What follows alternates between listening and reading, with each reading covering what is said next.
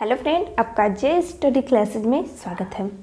आज हम पढ़ेंगे अल्कोहल, फिनॉल एवं ईथर का एक नया टॉपिक है ईथर। ठीक है, इससे रिलेटेड भी क्वेश्चन पूछे जाते हैं। तो आज का हमारा लेक्चर 11 है। ठीक है, तो देखिए ईथर बनाने की विधि हम लोग पढ़ने जा रहे हैं। तो हमें देखना होगा कि ये जो ईथर है इसको हम किस किस माध्यम से बना सकते हैं।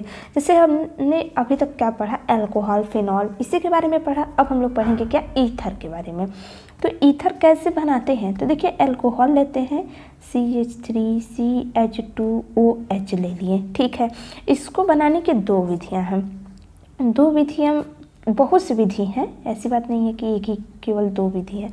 हम दो विधि में आपको बता रहे हैं कि हम इस तरह रिएक्शन कराएंगे। आपको बता देते हैं कि इसमें हम क्या कर रहे हैं कि दो चीज़ उपस्थित करेंगे। दो चीज़ उपस्थित करने का मतलब क्या हुआ, देखिए यहाँ पर हम लेंगे H2SO4, इसे क्या बोलते हैं, सल्फ्यूरिक एसिड। और यहाँ पर भी हम लेंगे H2SO4। ठीक है, देखिए ये जो अल्कोहल है इसका रिएक्शन एक बार हम H2SO4 के साथ करा रहे हैं और इसी का रिएक्शन एक बार हम H2SO4 के साथ करा रहे हैं, लेकिन इसमें टेम्परेचर हम अलग अलग रख रहे हैं। इसको हम रख रहे हैं 443 केल्विन और इसको हम रख रहे हैं 413 केल्विन। अगर इसमें आप डिफरेंस पता करेंगे तो 30 डिग्री का अंतर है। ठीक है, 30 केल्विन का अंतर है। अब क्या होगा, देखिए जैसे ही इतना ताप और इसकी उपस्थिति में ये रिएक्शन करता है तो ये किस में परिवर्तित हो जाता है, यह अल्कोहल से एथीन में कन्वर्ट हो जाता है। मतलब CH2CH2 और यहाँ पर क्या आ जाएगा, डबल बॉन्ड निकल के आ जाता है। इसका OH इसके H के साथ निकल करके बना लेता है H2O। समझ रहे हैं। अब यही रिएक्शन सेम हम देखिए 30 केल्विन हम कम कर दिए और इसका रिएक्शन हम करा रहे हैं अल्कोहल के साथ। तब क्या बनता है, तब सेम यही रिएक्शन, यही प्रोडक्ट देखिए कैसा बना देता है। अब इस तरह जो है CH3CH2 ये तो वैसे रहेगा। अब इसमें ऑक्सीजन भी रहता है। अब यही अपने आप को डबल कर लेता है। डबल करने का मतलब क्या हुआ, CH3CH2OH, मतलब इसका OH और इसका H।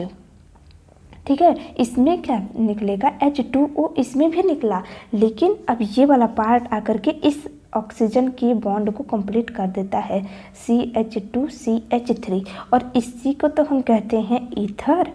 ठीक है, इथॉक्सी इथेन हो गया, मतलब ईथर बन गया।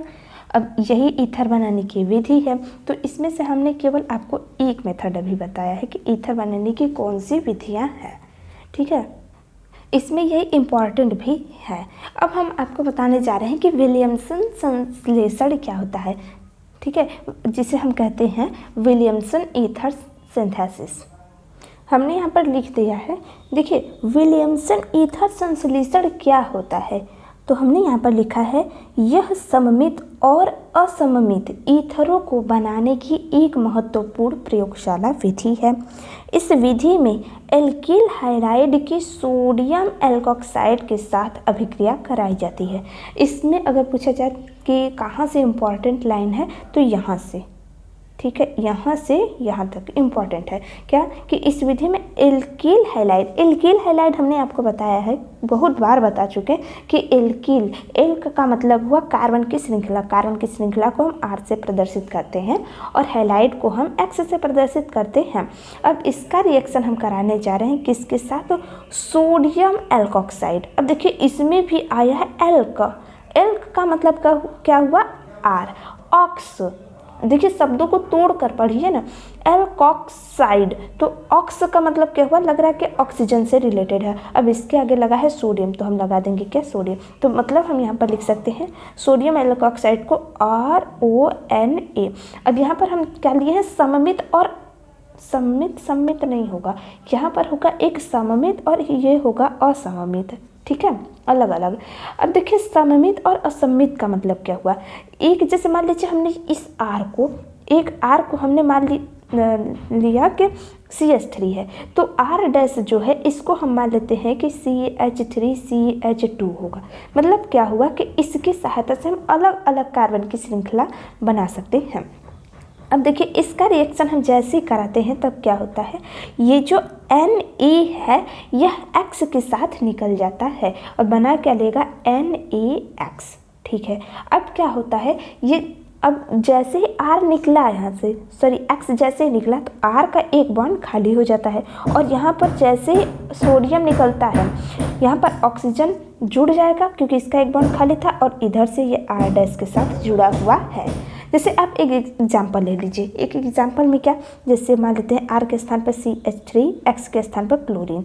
ठीक है, R' है तो मान लेते हैं CH3 CH2O ऑफ Na। इसका रिएक्शन जब हम कराते हैं तो क्या होगा, NaCl तो पहले ही निकल जाएगा, NaCl निकल गया। अब क्या होता है, यहाँ पर CH3 है CH3, अब इसका बॉन्ड खाली है तो ऑक्सीजन आकर यहाँ जुड़ गया, इसने भी दो बॉन्ड बना लिया इधर से, तो ये CH2 CH3 के साथ जुड़ा हुआ ही है। इस रिएक्शन को हम कहेंगे विलियमसन ईथर संश्लेषण। ठीक है, यहाँ तक समझ में आ गया आपको। अगर हम इसी R के स्थान पे, ठीक है, ये जो R है इसके स्थान पर अगर हम टर्सरी ले लें, टर्सरी का मतलब क्या हुआ, देखिए कार्बन कार्बन इस तरह से होंगे CH3 CH3 CH3। अब यहाँ पर हम क्या लेते हैं, मान लेते हैं पहले हम ये वाला, ठीक है, इसको लेने का मतलब क्या हुआ कि यहाँ पर O है और ये Na। ठीक है, R' के स्थान पे हमने इसको माना और R के स्थान पे हम मान लेते हैं CH3 है और X के स्थान पे हम मान लेते हैं Cl है। ठीक है, अब ये जब हम रिएक्शन कराते हैं तब क्या होता है, देखिए तब क्या होगा, NaCl निकल गया NaCl। ठीक है, अब क्या होगा, अब ये टर्सरी है, ठीक है, ये ऐसे ही रहेगा CH3 CH3। इसमें देखिए थोड़ा सा बस चेंजिंग है और जहाँ पर मतलब इसमें थोड़ा सा ही मिस्टेक लोग कर देते हैं जिसके कारण उनका पूरा क्वेश्चन गलत हो जाता है। अब यहाँ पर Na है, Cl बाहर निकल गया NaCl। अब यहाँ पर बचा क्या, ऑक्सीजन है। ठीक है, ऑक्सीजन जुड़ा हुआ है और यहाँ पर आकर के CH3 जुड़ जाता है। ये तो सिंपल है ऊपर वाले के जैसा ही, लेकिन इसमें थोड़ा सा बस परिवर्तन अगर हम कर दें, सेम यही प्रोसेस है। अगर इस R के स्थान पे, इस R के स्थान पे अगर हम यही ग्रुप ले ले तो CH3 और यहाँ पर हम मान लेते हैं X के स्थान पर हम मान लेते हैं Br या Cl कुछ भी। ठीक है, अब इस R' जो है इसके स्थान पर अगर हम CH3 ले रहे हैं, समझिए बस कितना का अंतर है। अब यहाँ पर ONe है। ठीक है, अब देखिए क्या होता है ये इस प्रोसेस में। अब इस प्रोसेस में क्या होगा, Na Br के साथ निकलेगा NaBr। ठीक है, आपको समझ में आ गया होगा कि NaBr निकलेगा। अब इसके साथ क्या निकल जाता है, ये जो CH3O है CH3O, अब इसका एक H आता है यहाँ पर जुड़ जाता है और बना क्या लेगा, मेथिल अल्कोहल। और इसके बाद क्या बनता है कि ये जो है ये बना क्या लेगा, CH3 और यहाँ पर बना लेगा क्या, CH2, क्योंकि यहीं का एक हाइड्रोजन यहाँ पर चला गया। अब ये क्यों हुआ इसको हम लोग बताएंगे कब, जब हम लोग इसका ईथर का है भौतिक तथा रासायनिक गुण पढ़ेंगे, तब हम इसको बताएंगे कि आखिर में यहाँ का बॉन्ड कब टूटता है और यहाँ का बॉन्ड कब टूटता है। बहुत ही ईजी मेथड से बताएंगे, जैसे कि आपको पता ही होगा कि हम बहुत ही ईजी मेथड से बता देते हैं ताकि कोई भी रिएक्शन आपको डिफ़िकल्ट लग ही नहीं सकता कि ये डिफ़िकल्ट है। अब आपके दिमाग में एक क्वेश्चन उठ रहा होगा कि दीदी ने ये तो बता दिया कि अल्कोहल से ईथर कैसे बनाते हैं, एक बार ये भी बता दें कि फिनॉल से अगर हमें ईथर बनाना है तो कैसे हम बनाते हैं, वो भी बता देते हैं। इसमें कौन सी बहुत बड़ी बात है। देखिए हम फिनॉल ले लिए, फिनॉल क्या होता है, बेंजीन रिंग से जुड़ा हुआ OH समूह हो तो इसे हम कहते हैं फिनॉल। ठीक है, अब क्या करते हैं, इसका रिएक्शन हम कराते हैं सोडियम हाइड्रोक्साइड के साथ। जब हम सोडियम हाइड्रोक्साइड के साथ रिएक्शन करते हैं तो क्या होता है, आपको पता ही होगा कि इसका OH इसका H निकल क्या जाएगा H2O और बन क्या जाता है यहाँ पर ONa, मतलब क्या बनेगा, ये सोडियम फिनॉक्साइड यही बनता है। ठीक है, अब क्या करते हैं, अगर मान लीजिए हमें अगर हम यहीं पर CO2 के साथ रिएक्शन करा देते तो क्या बन जाता? आपको याद होगा कोलवेज रिएक्शन, तो आप ज़रूर बता लेंगे कि अगर यहीं पर हम CO2 के साथ अगर हम रिएक्शन करा देते हैं तो सोडियम सैलिसिलेट बन जाता है। लेकिन हमें सोडियम सैलिसिलेट तो प्राप्त नहीं करना है, हमें तो ईथर बनाना है ना। तो हम क्या करते हैं, हम यहाँ पर RH मतलब एल्किल हैलाइड के साथ रिएक्शन करा देते हैं। जैसे एल्किल हैलाइड के साथ रिएक्शन कराएंगे NaX के साथ निकल जाएगा।